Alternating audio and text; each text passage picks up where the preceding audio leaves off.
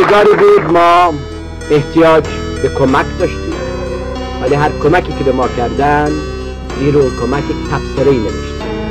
این کارو میکنی، این کارو نمیکنی، این کارو میکنی، این کارو نمیکنی. ما به دنیا کمک میکنیم، افتخارم میکنیم کمک میکنیم، ولی تبصره‌ای نمیکنیم.